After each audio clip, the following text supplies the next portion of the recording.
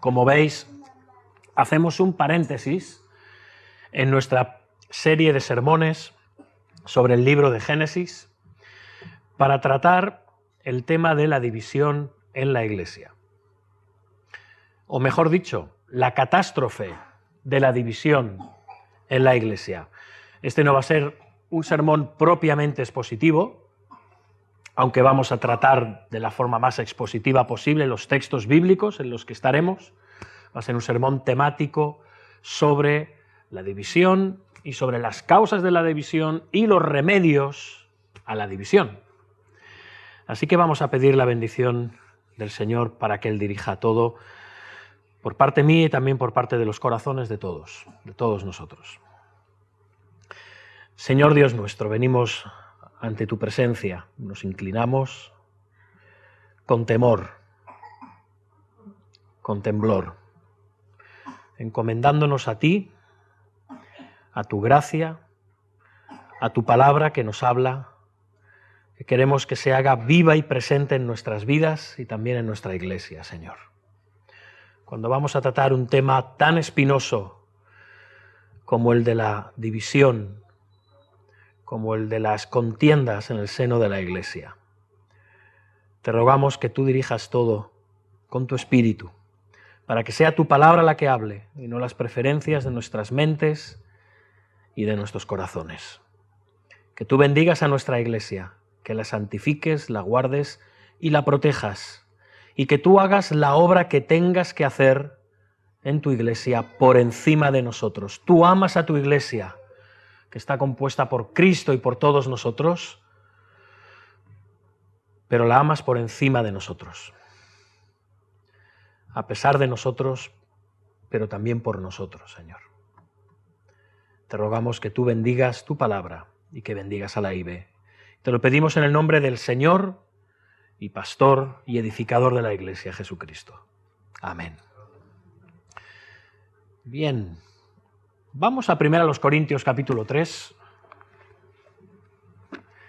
Primera carta de Pablo a los Corintios capítulo 3. Vamos a leer a partir del versículo 1, los versículos del 1 al 10. Abrid vuestros ejemplares de la Biblia, o vuestros móviles, o vuestras tablets, o lo que tengáis disponible, porque vamos a leer la palabra de Dios que nos habla, y haremos bien en prestarle atención. Y dice así: de manera que yo, hermanos, no pude hablaros como a espirituales, sino como a carnales, como a niños en Cristo. Os di a beber leche y no vianda, porque aún no erais capaces, ni sois capaces todavía, porque aún sois carnales, pues habiendo entre vosotros celos, contiendas y disensiones, ¿no sois carnales y andáis como hombres? Porque diciendo el uno, yo ciertamente soy de Pablo, y el otro, yo soy de Apolos, ¿no sois carnales? ¿Qué pues es Pablo y qué es Apolos? Servidores por medio de los cuales habéis creído. Y esto según lo que a cada uno concedió el Señor. Yo planté, Apolos regó, pero el crecimiento lo ha dado Dios. Así que ni el que planta es algo, ni el que riega, sino Dios que da el crecimiento. Y el que planta y el que riega son una misma cosa, aunque cada uno recibirá su recompensa conforme a su labor. Porque nosotros somos colaboradores de Dios, y vosotros sois labranza de Dios, edificio de Dios. Conforme a la gracia de Dios que me ha sido dada, yo como perito arquitecto puse el fundamento, y otro edifica encima, pero cada uno mire cómo sobreedifica. Hasta aquí la palabra del Señor. Su iglesia responde: amén. Hermanos, la división es una de las peores cosas a las que una iglesia se puede enfrentar. La división es, por definirla con una sola palabra, aunque podrían usarse muchas, una catástrofe.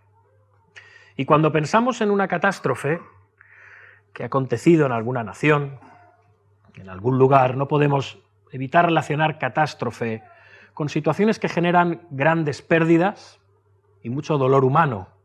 Y cuando trasladamos esto a la Iglesia, nos damos cuenta de que en la catástrofe de la división también hay grandes pérdidas y también hay dolor. Nadie gana en una división. Bueno, sí, gana alguien, Satanás. Satanás conoce tu condición caída y la mía, nos conoce muy bien, y sabe cómo podemos ser estúpidos instrumentos en sus manos, marionetas, cómo podemos ser manipulados para caer en su juego. Y si no fuera por la gracia de Dios, en muchas ocasiones podríamos terminar muy, muy mal parados. Ya son 6 años de edad los que tiene nuestra pequeña iglesia.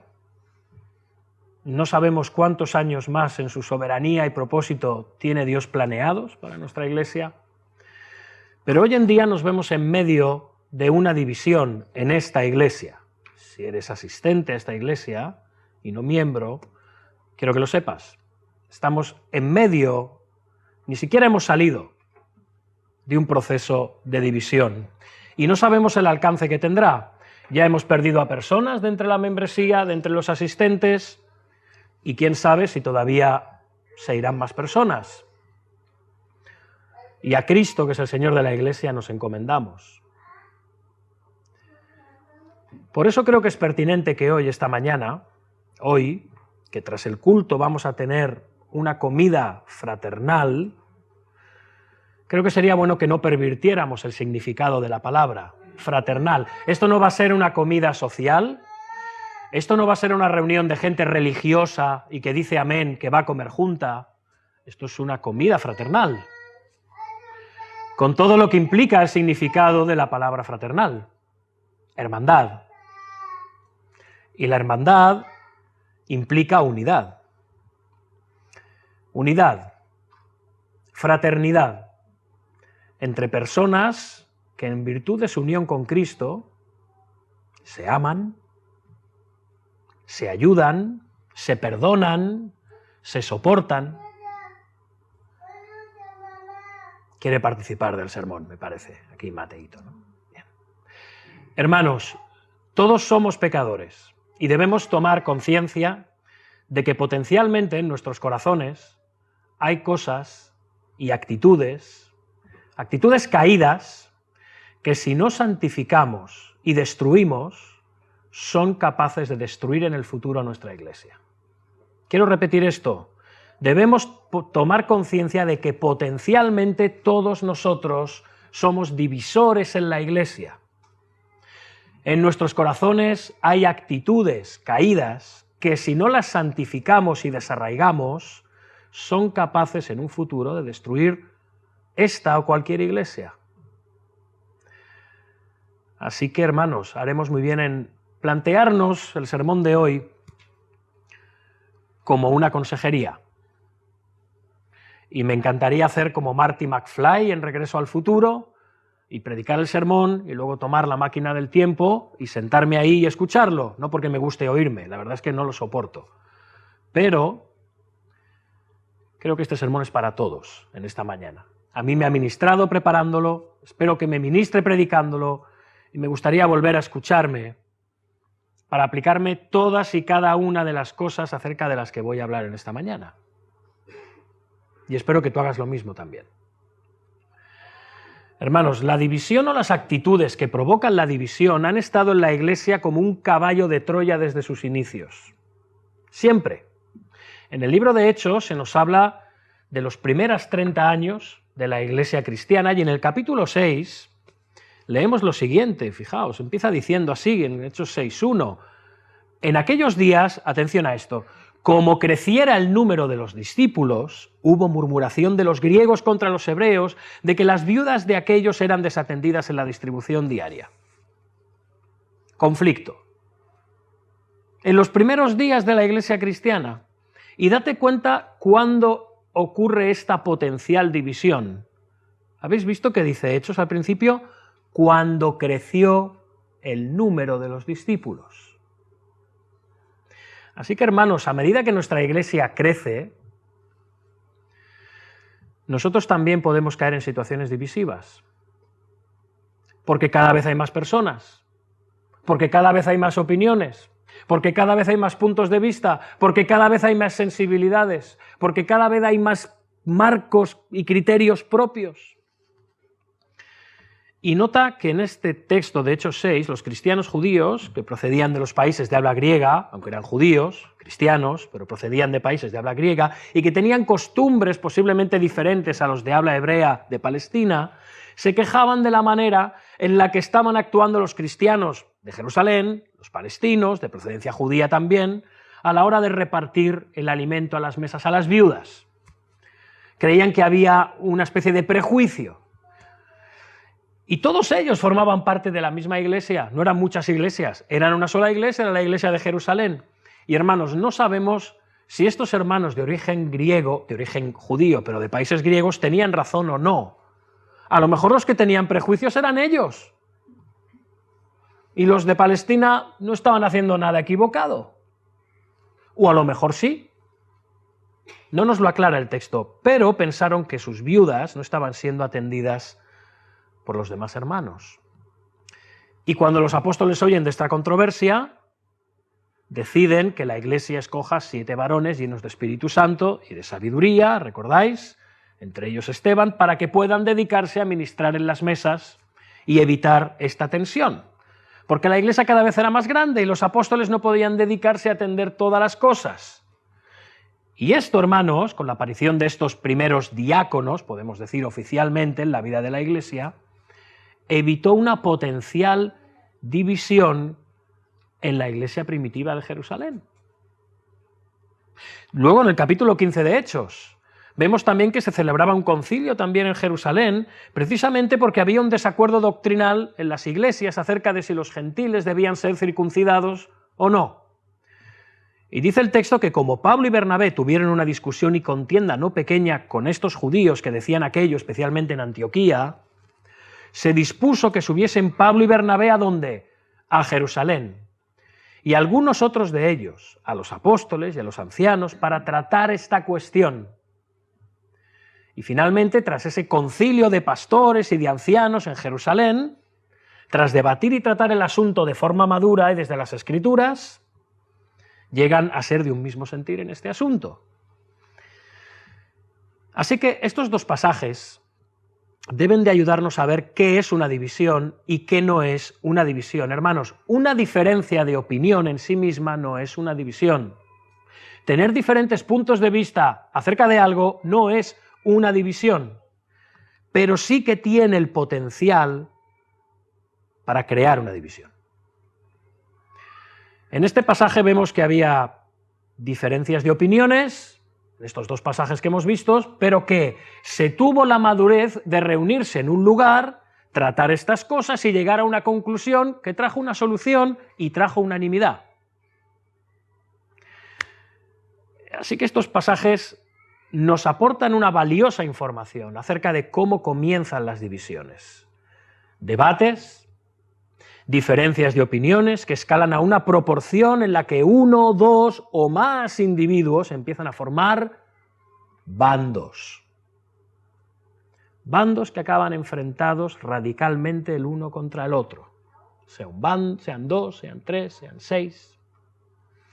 Así que en las situaciones que hemos visto en el libro de Hechos, aunque no llegó a haber una división en la iglesia, sí que había una pequeña división inicial. ¿Dónde? En los corazones y en las mentes, pero muy especialmente en el corazón, muy especialmente en el corazón. Un corazón dividido, hermano, hermana, un corazón dividido divide la mente, y la mente dividida divide la voluntad, aquello que hacemos y cómo lo hacemos.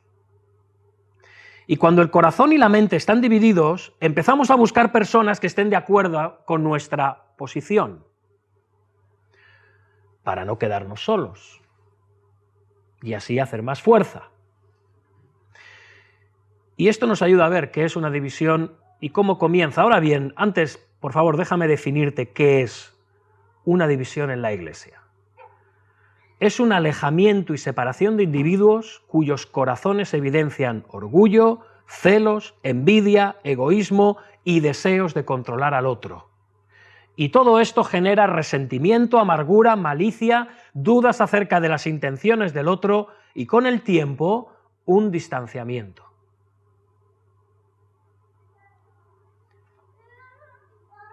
La división no es diferencia de opiniones, es una actitud emocional,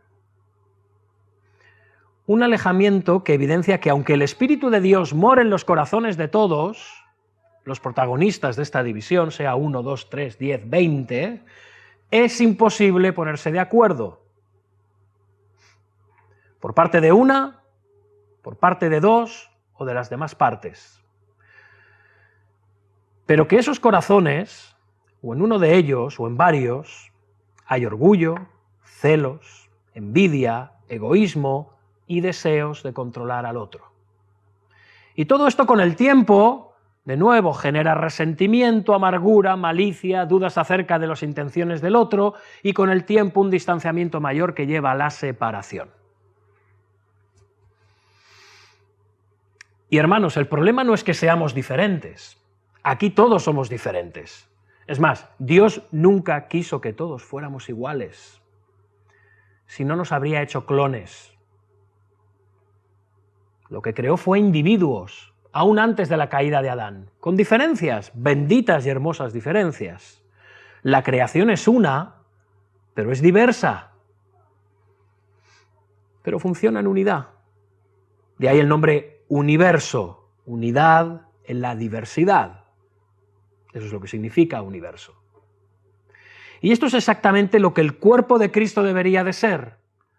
En la gran diversidad, una gran unidad de mente y de corazón. Esto es lo que Dios quiere ver en las iglesias, también en nuestra pequeñita iglesia. Ahora bien, Dios ama la unidad, pero nunca a costa de la verdad, ni a costa de lo que es justo. Y si hacemos esto, si sacrificamos la verdad o la justicia en aras de la unidad, nos va a dividir todavía más. De hecho, dice el sobrino de Benny Hinn, Costi Hinn, que dejó las prácticas de su padre, en muchos aspectos, podemos decir que afortunadamente, él dice lo siguiente: el diablo ama la unidad que sacrifica la verdad. Y esto lo podemos aplicar a lo doctrinal, por supuesto, pero también a las situaciones y a las relaciones y a las circunstancias en medio de la Iglesia. En aras de la unidad, no podemos tolerar aquello que es contrario a la voluntad de Dios buena, agradable y perfecta, ni en contra de su Evangelio. No podemos. Porque si hacemos esto, sacrificamos la verdad y la justicia en aras de la unidad, y esto al final va a acabar dividiendo todavía más a una iglesia.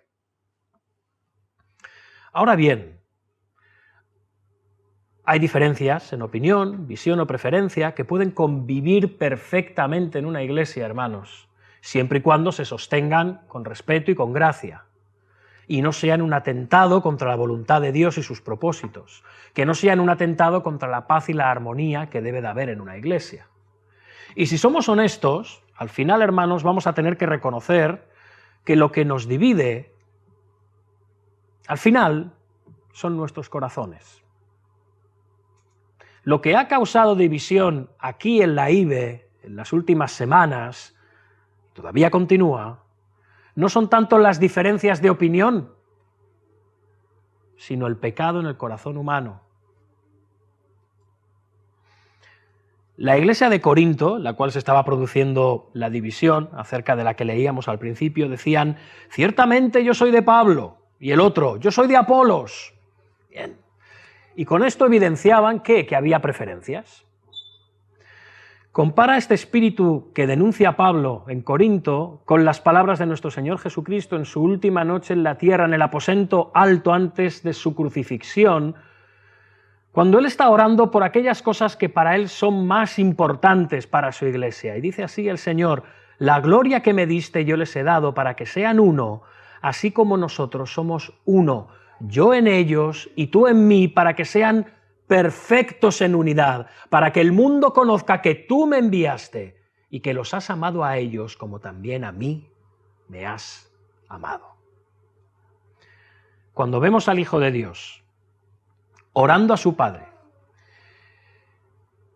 pidiéndole que sus discípulos sean perfectos en unidad para que el mundo conozca que tú me enviaste, creo que empezamos a entender lo vital que es para Cristo la unidad en la Iglesia. Y si la Iglesia no se mantiene unida, esta no va a tener ninguna credibilidad ante el mundo. Y si la Iglesia no tiene credibilidad, el mensaje del Evangelio de Jesucristo tampoco tiene credibilidad. Y eso hace que una Iglesia, consciente o inconscientemente, se convierta en enemiga del Evangelio que predica. Uno de gracia, de amor, de misericordia y de perdón. Y en la iglesia de Corinto vemos que hay división. Una división que aparentemente parece que tiene que ver con la manera de enseñar de Pablo, de Apolos, pero sin embargo esa no es la causa, no nos llevemos a engaño, esa no es la verdadera causa. Y lo sabemos porque las Escrituras inspiradas nos lo dicen. La causa de las divisiones nunca son los aspectos destacados, digamos, los titulares de esa división. Nunca, jamás. Dice Santiago 4, ¿de dónde vienen las guerras y los pleitos entre vosotros? ¿De dónde? ¿No es de vuestras pasiones las cuales combaten en vuestros miembros? Cada vez que has estado en medio de un conflicto o has estado en medio de una división, no importa quién lo inició, la causa de ese conflicto son las pasiones de mi corazón. Dejémonos de historias. Por eso, cuando hacemos consejería bíblica, decimos, el problema nunca es el problema. ¿Sí? El problema nunca es el problema. El problema que se ve no es más que los síntomas del problema. Siempre hay otro problema. Si un paciente va al médico y le dice, tengo un intenso dolor en la parte inferior derecha del abdomen, náuseas, vómitos, he perdido el apetito, tengo fiebre, diarrea, esa no es su enfermedad. A lo mejor él cree que esa es su enfermedad, pero ese no es el problema es que este hombre tiene apendicitis. Él está hablando de los síntomas, pero hay un problema mayor, lo otro son los síntomas. Y en cuanto a la iglesia de Corinto, si vamos al versículo 3, tenéis vuestras Biblias abiertas, nos habla de los síntomas. Hay unos aparentes síntomas. Celos, contiendas, disensiones. ¿Sí? Por eso discutían y estaban divididos en cuanto a cuál era el mejor liderazgo, si el de Pablo, si el de Apolos. Pero ¿sabéis qué? Que estos celos, contiendas y disensiones tampoco eran el problema de la iglesia. Esto eran solo síntomas, había algo más. El apóstol Pablo, inspirado por Dios, nos lo dice empezando por el primer versículo de este pasaje. El primer versículo del pasaje ya nos dice cuál es el problema. De manera que yo, hermanos, no pude hablaros como a espirituales, sino como a carnales, como a niños en Cristo. El problema no es ni Pablo, ni Apolos, ni los celos, ni las contiendas, ni las disensiones. El problema es que son bebés espirituales, que necesitan el chupete, que necesitan el biberoncito, la papillita, la mantita, los brazos de mamá y de papá. Ese es el problema. Os di a beber leche y no vianda, o sea, carne, alimento sólido, porque aún no erais capaces. Y fijaos qué llamativo, ni sois capaces todavía. A ver, esto es muy grave. Pablo había estado en Corinto hacía 2 años, y ya entonces no pudo darles alimento sólido. Ya entonces eran inmaduros. 2 años después, los corintios siguen en la misma situación de infancia espiritual. Y esto nos revela cuál era el problema de los corintios. Vamos a decirlo en una palabra, inmadurez. Inmadurez espiritual e inmadurez emocional, que es una consecuencia de la misma. Como dice el versículo 3, porque aún sois carnales, pues habiendo entre vosotros celos, contiendas y disensiones, ¿no sois carnales y andáis como hombres? ¿Qué más evidencia necesitáis, Corintios? 2 años después, el desarrollo espiritual y emocional de los miembros de la iglesia de Corinto era el mismo. Hermanos, la causa de nuestras contiendas, de nuestros celos, envidias y divisiones son la inmadurez emocional y espiritual, que demandan todo el tiempo que yo sea el centro de atención. Y en vez de admitirlo, nos asimos a cualquier diferencia de opinión para decir, ese es el problema. Y decimos al contrario, hasta aquí hemos llegado, hasta aquí te dejo seguir, se acabó. Pero en realidad, hermanos, esto es inmadurez espiritual y emocional, que no me permite ver las cosas en su debida perspectiva. Una vez alguien dijo, cuando no tengo la madurez para aceptar la crítica, también soy inmaduro para aceptar la alabanza de parte de los demás. Wow. Y a veces pensamos que mucho conocimiento de las Escrituras es equivalente a madurez espiritual y emocional. Pero hermanos, eso es un error garrafal. Debería de ser una consecuencia, pero no siempre es así, aunque pueda parecerlo. A veces pensamos que si hemos alcanzado una posición de autoridad en el trabajo, en la iglesia, esto es evidencia de que tenemos madurez espiritual y emocional. Pero esto tampoco es necesariamente así. Como decía la hija del presidente de Estados Unidos, Theodore Roosevelt, él decía lo siguiente: el problema de mi padre es que si va a una boda, él tiene que ser la novia. Y si va a un funeral, él tiene que ser el muerto. Él quiere toda la atención todo el tiempo. Y esto se llama egocentrismo. Y el egocentrismo, el tener que ser siempre el centro de atención, es inmadurez.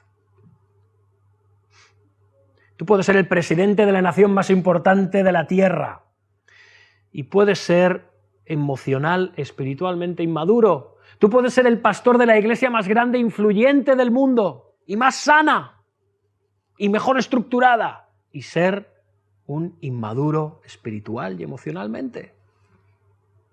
No me preguntes cómo puede ser, pero puede ser. Y ahora bien, llegados a este punto, nos interesa saber si somos inmaduros, ¿no? Porque nos estamos hablando a nosotros mismos esta mañana. ¿Cómo podemos saber si somos inmaduros? Porque esto es lo que queremos saber, ¿no? Es más, para el caso que nos ocupa, ¿cómo puedo saber si yo soy inmaduro? Bueno, ¿qué haces para saber si estás enfermo? Vas al médico, ¿no? Y el médico te hace un análisis de sangre, el médico te hace una radiografía, te hace una resonancia, te hace un electro, todo lo que te tengan que hacer, lo que sea. Bien, hagámonos esta mañana un pequeño chequeo espiritual, todos y cada uno de nosotros, para ver si tenemos inmadurez espiritual y emocional. Preguntémonos, todos y cada uno de nosotros, ¿hay en ti celos, envidia y necesidad de criticar a otro para sentirte mejor?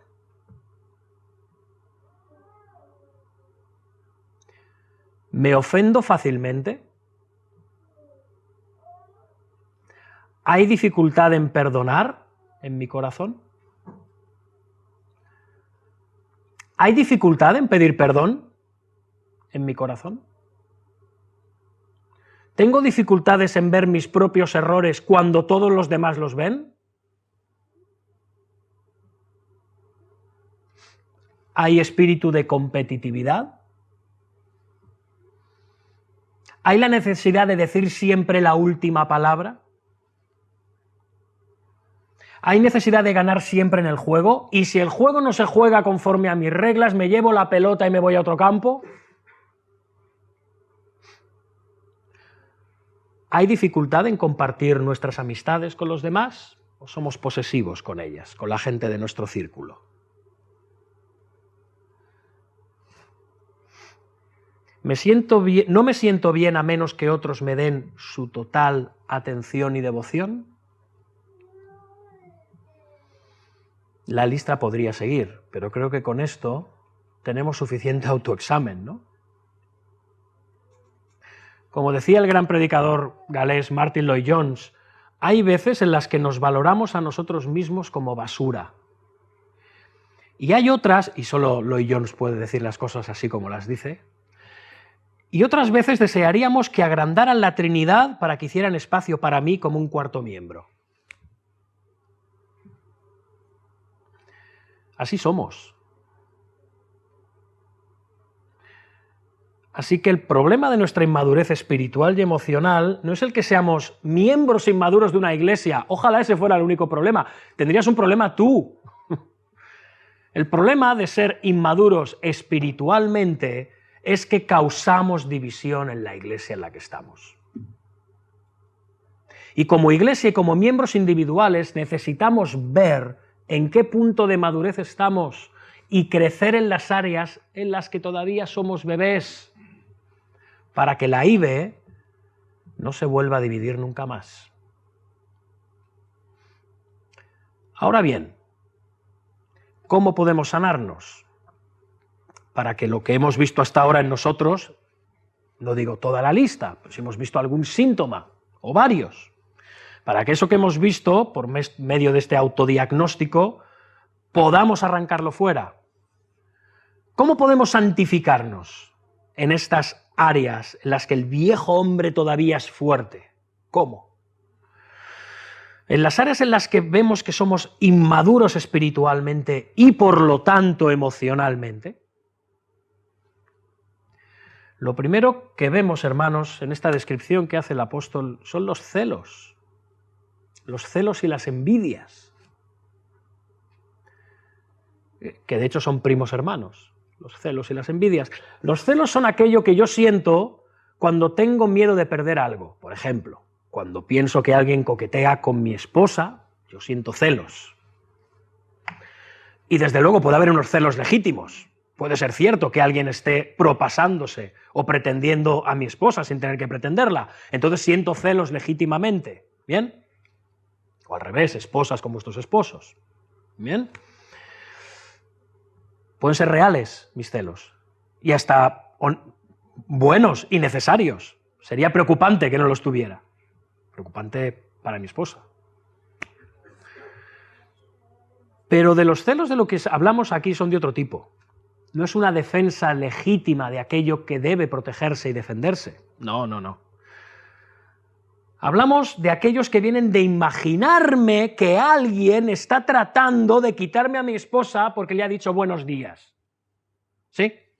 De estos celos estamos hablando. Esos son celos enfermizos. El problema no está en el otro, en este caso, el problema está en mí. Y entonces mi inmadurez me hace ver cosas que no existen. Y entonces empezamos a sentirnos mal. Y entonces tiendo a agrandar los hechos. Y tengo un microscopio para cada asunto. Cositas que son así, las convierto en así. Y entonces, como nos sentimos mal, como pequeños reyes de nuestro reino particular, mandamos cortar la cabeza a aquellos que nos hacen sentir mal. Los matamos. Y digo que los matamos porque es lo que dice la palabra de Dios que hacemos. Físicamente no los matamos, claro, esperamos. Pero los matamos como personas, los eliminamos, tratamos de quitarlos de en medio, los borramos de nuestra lista. Ya está. Se acabó. Y luego trato de buscar gente que esté de acuerdo conmigo para que se unan a mi bando y también borren de su lista a esa persona. Y con la envidia ocurre lo mismo. La envidia es querer algo que uno tiene y que yo no tengo. Cuando veo que alguien en la iglesia tiene una posición, un ministerio que yo no tengo, un salario que yo no tengo, una autoridad que yo no tengo, un privilegio que yo no tengo, o una oportunidad que yo no tengo, ahí empieza la envidia. ¿Por qué tú sí y yo no? Y eso también es fruto de nuestra inmadurez espiritual y emocional. Y entonces, ¿sabéis en qué nos convertimos, hermanos? En asesinos a sueldo. Sí, suena raro esto. En sicarios. ¿Y quién me paga el sueldo? Mis emociones, mis sentimientos, que tengo que complacer. Así que si mis emociones y mis sentimientos me demandan muerte, habrá muerte. Y sangrienta además. Porque yo tengo que sentirme bien de alguna manera. Justificar de alguna manera eso que siento dentro de mí. Y eso, hermanos, también es inmadurez emocional y espiritual. Y no exagero cuando hablo de matar, lo dice la Biblia, Santiago 4:2, codiciáis y no tenéis, matáis y ardéis de envidia y no podéis alcanzar. Santiago no está diciendo que en la iglesia se estén matando físicamente, está hablando de otra forma de matarse. Aquel que odia en su corazón ya ha cometido asesinato contra el hermano.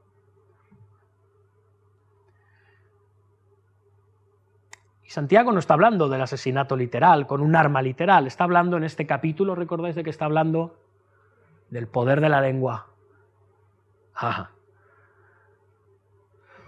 Y sigue diciendo, combatís y lucháis porque no tenéis lo que deseáis. Luchamos y hacemos la guerra a otros y nuestras palabras se convierten en balas, proyectiles. Y entablamos un campo de batalla en la iglesia en el que decimos, hasta aquí hemos llegado, no te dejo pasar más. Como decía Íñigo Montoya, tú mataste a mi padre, prepárate a morir.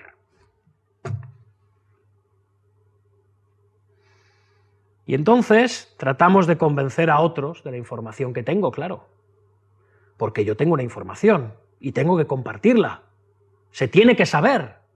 Y entonces creo un bando para autojustificarme, un bando que me ayuda a ver que no estoy solo en mi posición, que hay más gente que piensa como yo, ¿eh? Y si no consigo que tú te unas a mi bando, te asesino también. Te pongo en mi lista negra. Y nos aplicamos de forma errónea cada uno de nosotros las palabras del Señor, errónea y siniestra, las palabras del Señor de el que no es conmigo contra mí es, y el que conmigo no recoge, desparrama. Y mientras tanto la iglesia se desangra. En un sentido, el corazón de Cristo se entristece, porque estamos matando a nuestros hermanos, disparándonos los unos a los otros, y nos alejamos los unos de los otros, porque nos vemos como enemigos. ¿Nos damos cuenta? Y los asesinos a sueldo, porque eso es lo que se supone que somos cuando somos inmaduros espiritualmente, o en eso nos podemos convertir, los asesinos a sueldo saben muy bien qué armas utilizar para matar efectivamente. Son profesionales, ¿eh? Saben el calibre, saben el cañón, saben la distancia, saben el objetivo. Son unos artistas del asesinato. Nosotros, no lo sé, si hay alguien aquí experto en armas de fuego, no lo sé, pero sí que somos expertos en un arma concreta poderosísima. En una somos unos maestros. Y la conocemos, primero porque nos lo dice la Biblia, aparece en la Biblia y la conocemos por la Biblia, pero lamentablemente, como tú y yo pertenecemos a la raza humana, que es una raza caída, en muchas ocasiones hemos disparado esta arma. Y esa arma se llama espíritu de murmuración y queja. Vamos a resumirlo, ¿de acuerdo? En una sola palabra, la crítica.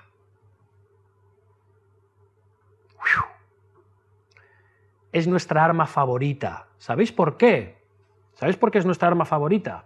Porque funciona. No falla. No falla. Es mortal, certera, efectiva, destructora. ¿Cómo funciona? Creo que no hace falta que os lo explique, pero como estamos haciendo un desarrollo aquí de nuestras carencias y de nuestros defectos y de nuestros pecados, será bien que la revisemos para ver si la tenemos engrasada, la desengrasemos o la tiremos a la basura. ¿Bien? Y la conocemos porque tú y yo la hemos usado muchas veces. Esta arma se enfoca en otras personas y las mide por mi propio estándar. Y cuando los demás no se conforman a mi estándar, ese estándar que yo tengo en mi mente, los condeno a muerte. Ya solo me queda determinar cuándo y cómo lo voy a hacer. Pero esa persona está condenada. Y así, cuando me decida hacerlo, me lo cargo a él y a lo mejor hasta decido si me llevo algunos otros más con él. Me cargo otros cuantos. Pero antes voy a ver quién quiere unirse a mi ejército. Y los que no se quieran unir a mi ejército, ya tengo claro también lo que les espera. Así somos, hermanos. Así somos. Y nos alejamos de las personas a las que ponemos en nuestra lista negra. ¿Recuerdas que dijimos al principio que la división era un alejamiento o separación? ¿Recordáis? ¿Por qué? Porque es un problema afectivo, es un problema emocional, es un problema del corazón, no tanto de la mente. Ojalá fuera solo un problema intelectual. ¿Por qué un argumento se vence con otro argumento? Pero las emociones. Eso es otra cosa, eso es materia explosiva.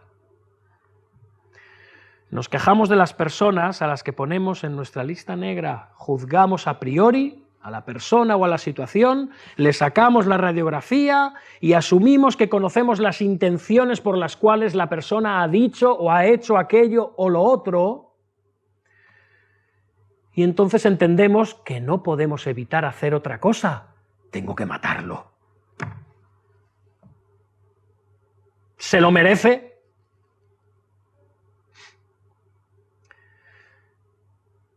Ahora, quizá tú te preguntes, bueno, esto es un poco intenso. Yo no soy así. Esto, estás exagerando, pastor. Esto puede ser para algunos envidiosos o contenciosos de la Iglesia, pero yo no soy así. Bien, sigamos analizando. ¿Os parece? Seguimos analizando. ¿Con qué frecuencia estoy enjuiciando las acciones de los demás? ¿Con qué frecuencia estoy enjuiciando las acciones de los demás? Bueno, pastor, yo tampoco puedo aprobar la irresponsabilidad. Lo que está mal se tiene que decir. No, claro que no, no puedes aprobar la irresponsabilidad, tienes toda la razón. El problema no está en que yo pueda discernir que otro está siendo irresponsable, porque puedes estar en lo cierto. Pero recuerda que la división es un problema emocional. El punto no está en que yo juzgue lo correcto o lo incorrecto, sino en las emociones que comienzo a sentir cuando veo las acciones de otros. Ese es el problema. Sigamos. ¿Con qué frecuencia acusas a los demás de sentirte como te sientes? ¿Se entiende esto? ¿Con qué frecuencia acusas a los demás o echas la culpa a los demás de sentirte como te sientes? Yo, pastor, estoy normalmente muy tranquilo. Soy una persona normal, pero a veces me siento así por culpa de los demás. No, yo no estoy dentro de tu corazón ni de tu mente. Yo no puedo hacer que te sientas como tú te sientes. Yo estoy fuera de ti.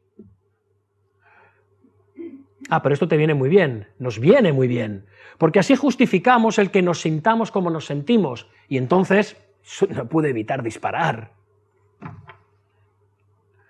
Pero hermanos, tenemos siempre, siempre, siempre la opción de elegir cómo nos vamos a sentir y a reaccionar. Siempre. No le eches la culpa a los demás. Nos enojamos porque queremos enojarnos. Ya está. Sentimos celos y envidia porque queremos sentirlos. Y disparamos contra los demás porque nos da la gana.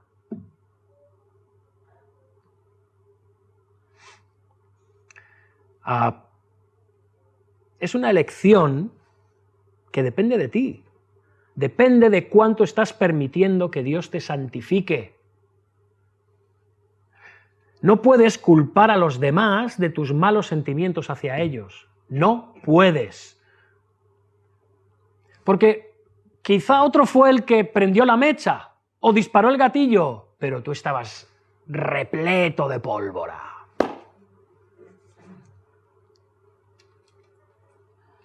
Llenito. Y normalmente una naturaleza rebelde rehúsa aceptar su condición.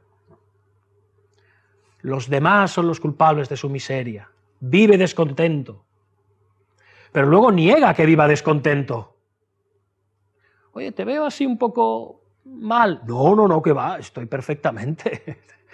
Pero su cara, sus ojos, sus palabras, el lenguaje corporal, sus hechos, lo denuncian y gritan mentiroso, mentiroso, mentiroso. Estás que te corroes por dentro. Tus palabras te delatan, tus gestos te delatan, tus hechos te delatan. Y normalmente, si seguimos analizando el espíritu de crítica, para ver si lo tenemos, el espíritu de crítica nace del perfeccionismo. Porque si se es perfeccionista, las cosas raramente se van a hacer como tú quieres que se hagan. Las cosas raramente se van a hacer conforme tu estándar de perfección. Y cuando no se hacen así, obviamente que es casi nunca, entonces se critican. Y es curioso porque esto ocurre muchas veces en las iglesias en personas que sirven. Personas que sirven, pero no son siervos. ¿Y entonces para qué sirven? Dirá alguno. Bueno, para ganarse la aprobación y el aplauso de los demás. Por tanto, con frecuencia el servicio es excelente, pero la motivación no. ¿Hay algo de malo en hacer las cosas excelentemente para Dios? No. Nada de malo. Busquemos la excelencia, claro que sí. Al contrario, es bueno, es deseable. Lo que es malo son las malas motivaciones que puede haber detrás de un trabajo excelente.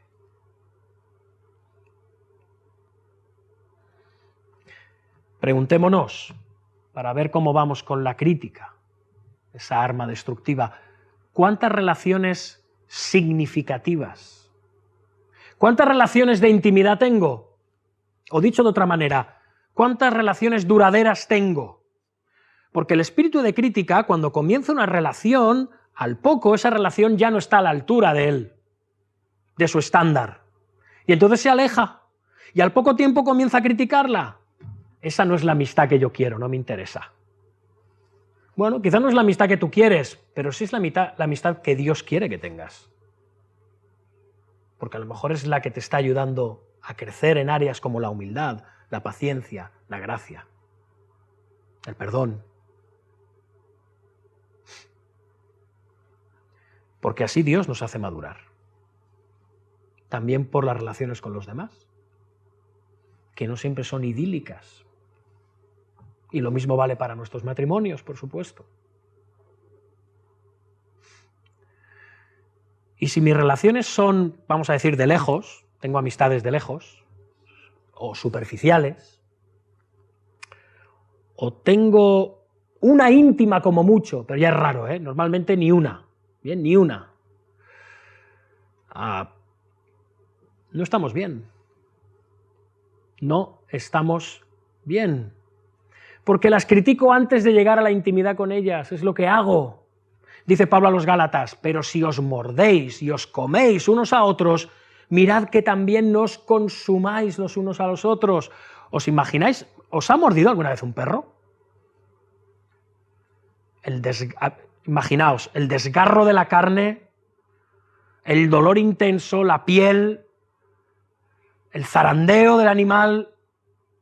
Es horrible. Pues en el idioma original esta es la idea que Pablo está tratando de transmitir a los Gálatas. Esta idea. Esto es lo que os estáis haciendo. ¿Pero qué os estáis haciendo? Os estáis mutilando. La mordedura de un perro es muy dolorosa. Pablo quiere ilustrar las consecuencias de la amargura y la contención que había en esas iglesias. Como se ha dicho alguna vez, el cuerpo de Cristo es el único ejército que dispara a sus propios soldados. Y cuando los ve heridos, los remata.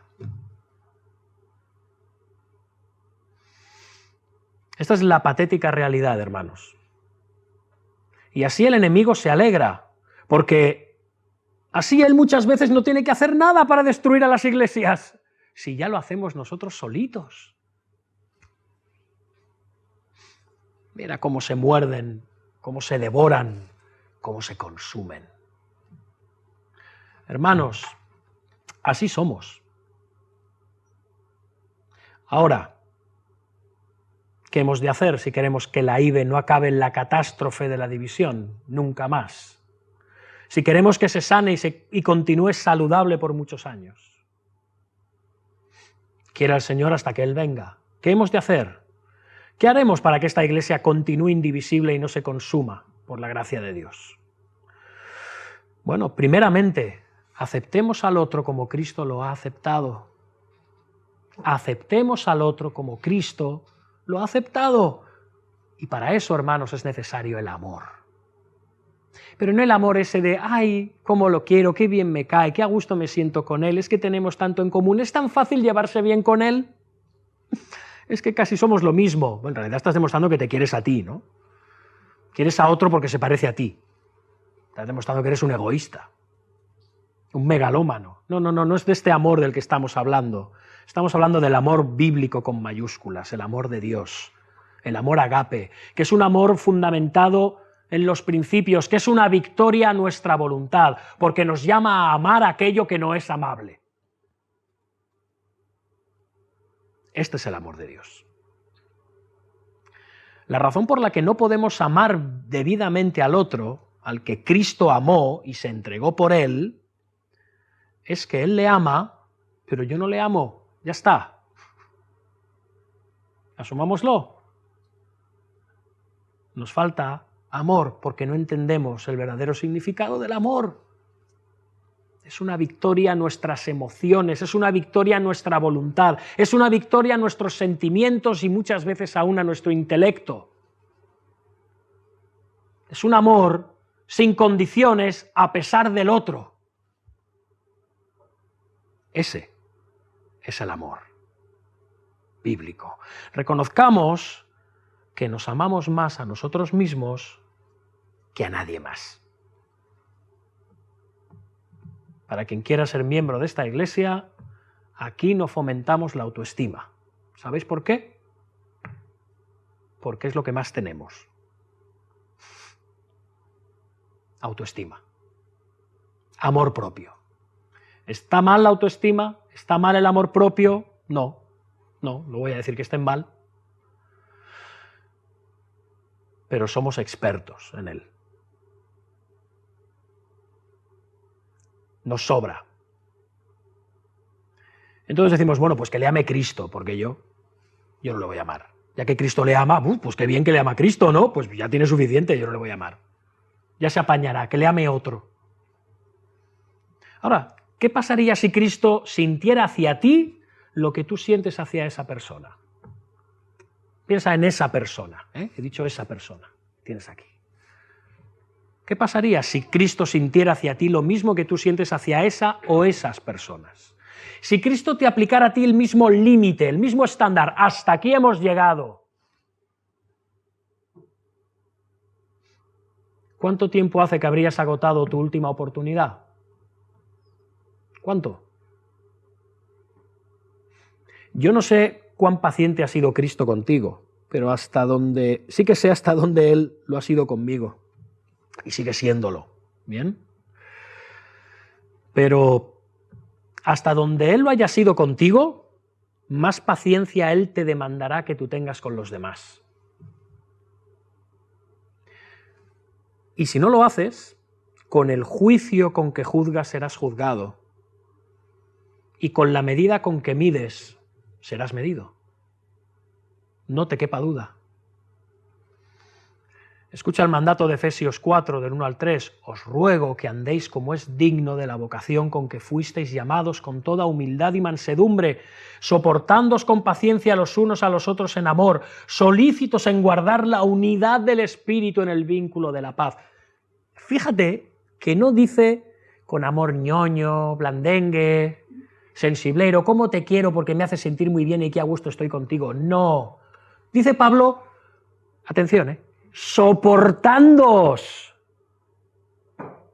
¿Sí? Soportándoos con paciencia los unos a los otros en amor. La palabra en griego literalmente hipomene es aguantando, teniendo aguante. Esto no hay quien lo aguante, pues sí, yo lo aguanto. Aguantar, soportar algo pesado.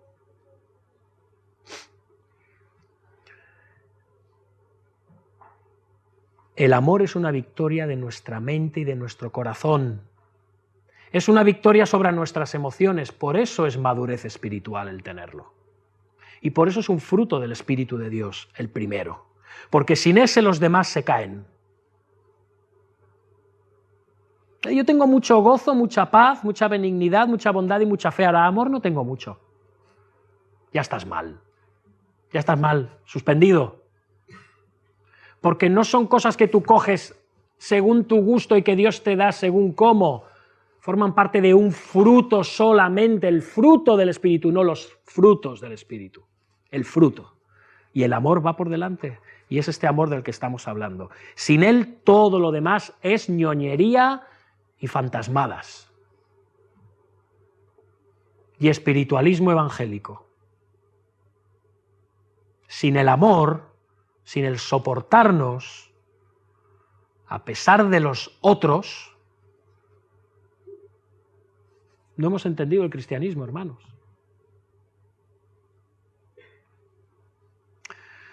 Se nos llama a tener paciencia, ¿con qué? Con aquello que nos saca de quicio. Y amar lo que no es amable.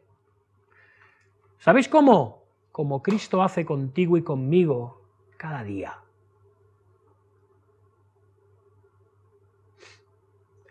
El amor soporta lo que te hace irritar. Dice Pablo, soportándoos con paciencia los unos a los otros en amor, como solícitos en guardar la unidad del Espíritu en el vínculo de la paz. Ese es el objetivo, esa es la motivación para soportar al otro. Guardar la unidad del Espíritu en el vínculo de la paz. Aquí, en el seno de la Iglesia, en nuestras relaciones como hermanos. Que no haya grietas en el cuerpo de Cristo. Colosenses 3:14, y sobre todas las cosas, vestíos de amor, que es el vínculo perfecto. ¿Veis lo que nos falta para poder soportar a otros? Amor. Por eso Pablo incluye en su primera carta a los Corintios el himno al amor, ¿recordáis? Que se lee tanto en las bodas, pero es que esto no tiene nada que ver con las bodas. Al menos no directamente. No tiene que ver con el amor romántico, sino con el amor de Cristo que a los corintios les faltaba. Por eso había esa catástrofe en la iglesia de los corintios. No había amor. El amor es sufrido, es benigno, no tiene envidia, no es jactancioso, no se envanece, no hace nada indebido, no busca lo suyo, no se irrita, no guarda rencor, no se goza de la injusticia, mas se goza de la verdad. Todo lo sufre, todo lo cree, todo lo espera, todo lo soporta. Eso les faltaba a los corintios, y por eso estaban como estaban, divididos. ¿Nos falta esto a la Iglesia? ¿Nos falta esto a la IBE? Espero que no. Hermanos, cuando nos mostramos amor, tenemos la sonrisa de aprobación de Dios desde lo alto, porque estamos reflejándole a Él. No solo sus atributos, sino también el Evangelio con el que Él nos salvó. Efesios 5 dice, sed pues imitadores de Dios como hijos amados, y andad en amor como también Cristo nos amó, y se entregó a sí mismo por nosotros, ofrenda y sacrificio a Dios en olor fragante. El Padre sonríe y se goza y bendice porque somos imitadores y reflejos de su amor, y no del viejo hombre con sus prácticas corruptas. Cristo se entregó por nosotros, que es la mayor muestra de amor, y ese sacrificio por nuestros pecados fue placentero al Padre. Y si nosotros ahora mostramos amor sacrificial hacia los demás, eso también va a complacer a Dios, nuestro Padre. Y nos sigue exhortando también el apóstol Pablo en Efesios 4, quítense de vosotros toda amargura, enojo, ira, gritería, maledicencia y toda malicia. Es decir, quitémonos de encima nuestra inmadurez espiritual y emocional. Antes sed benignos unos con otros, misericordiosos, perdonándoos unos a otros, como Dios también os perdonó a vosotros en Cristo. ¿Veis cómo el centro de todo esto es el Evangelio? El Evangelio que nos hemos de predicar cada día nosotros mismos. Dios te ha perdonado, te has sacado del infierno, de tus pecados, de la muerte, del mundo de Satanás. Y tú eras un miserable pecador indigno de ello. No había nada en nosotros que mereciera esa gracia. Pero en amor, a pesar de nosotros, nos la dio. Él nos perdonó, Él nos perdona y nos perdonará siempre si somos sus hijos. Ahora, mira tu propio inventario de cosas que tienes contra tu hermano o contra otros y ves a él si puedes sostenerle la mirada acusándole o no, perdonándole de la misma manera que Dios te perdona a ti cada día. Cada día. Dice Colosenses 3, 12 y 13, vestíos pues como escogidos de Dios, santos, amados, de entrañable misericordia, de benignidad, de humildad, de mansedumbre, de paciencia, soportándoos unos a otros y perdonándoos unos a otros si alguno tuviere queja contra otro. De la manera que Cristo os perdonó, así también hacedlo vosotros. Yo no sé qué quejas tienes contra otro, a lo mejor son grandes y a lo mejor son legítimas y verdaderas, no estoy diciendo que no, pero nunca, nunca, nunca serán tan grandes como las quejas que Cristo tenía contra ti. Y se entregó en sacrificio por ti y te perdonó. Y dice el apóstol, así también hacedlo vosotros.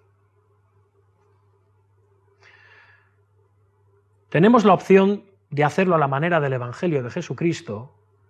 Somos la IBE, Iglesia Bíblica Evangélica. O hacerlo a nuestra manera. Tú escoges si hacerlo a tu manera o a la de Dios. Ahora, si escoges hacerlo a tu manera, que sepas que Dios escogerá las consecuencias también. Unas serán para bendición, otras para amargura tuya y de la Iglesia. Vemos la catástrofe de la división personal y eclesial. Si no hacemos las cosas conforme al Evangelio, los amargos frutos de la división los veremos en nuestra Iglesia vez tras vez. Hermanos, somos siervos bajo el liderazgo de Dios, somos instrumentos en sus manos. Dice Pablo, ¿qué pues es Pablo y qué Apolo? Servidores por medio de los cuales habéis creído. Ya está. Y eso según lo que cada uno concedió al Señor. Yo planté, Apolos regó, pero el crecimiento lo ha dado Dios. Así que ni el que planta es algo, ni el que riega, sino Dios que da crecimiento. Hermanos, Él es quien edifica su iglesia. Él es quien lo hace por medio de personas y de instrumentos imperfectos como tú y como yo. Y es un privilegio para ti y para mí estar en las manos de aquel que está obrando en la iglesia conforme a sus propósitos. Dice Pablo, porque nosotros somos colaboradores de Dios y vosotros sois labranza de Dios, edificio de Dios, conforme a la gracia de Dios que me ha sido dada. Hermanos, en la gracia de Dios todos formamos parte de un mismo cuerpo, todos somos labranza, somos sembrado de Dios para que demos el fruto que Él quiere que demos cuando Él quiere y de la manera que hemos de darlo. Y ese es el mayor privilegio que se nos da en Cristo, ser parte de su propósito, allí donde Él nos haya colocado en la iglesia. Somos lo que somos en la gracia de Dios, no conforme a nuestros propios esfuerzos. Y si envidiamos la gracia que ha sido dado a otro o a otros, está siendo contencioso contra Dios y contra el derecho que Él tiene de derramar su gracia como Él quiere. Y eso no lo vamos a hacer, ¿verdad? Y cuando pensamos así, nos dividimos. Concluyendo, hermanos, la división drena, desgasta, la división fatiga, desdice el nombre del Evangelio de Jesucristo. La división es tan grave para Dios que Pablo dice al pastor Tito, al hombre que cause divisiones, después de una y otra amonestación, deséchalo. Y cuando las divisiones ocurren, a veces hay que hacer esto. Pero quizá pensamos que cuando hay divisiones, aquellos que se van de la iglesia han perdido y que los que quedamos hemos ganado.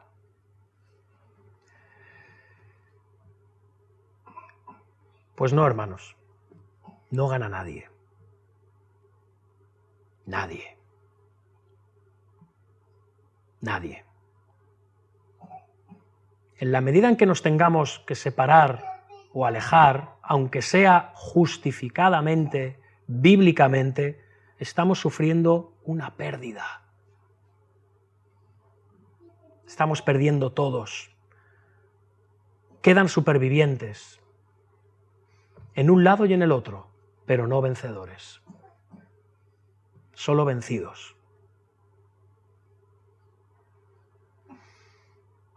Hermanos, la división es una catástrofe en la iglesia y cada vez que ocurre todos debemos arrepentirnos para que nuestro cuerpo local de la IBE pueda sanar y que Dios en su gracia no permita que nos dividamos nunca más. Porque todos somos capaces de crear una división y si no lo hacemos más a menudo es por su gracia y solo por su gracia. Que Dios por medio de Jesucristo nos dé la humildad de perdonar, de restaurar, de sanar, de alentar, de fortalecer, de secar las lágrimas los unos a los otros, para que al final su nombre brille por encima del de nosotros. Amén. Hermanos, antes de cantar, oremos todos en silencio a nuestro Dios y arrepintámonos delante de Él.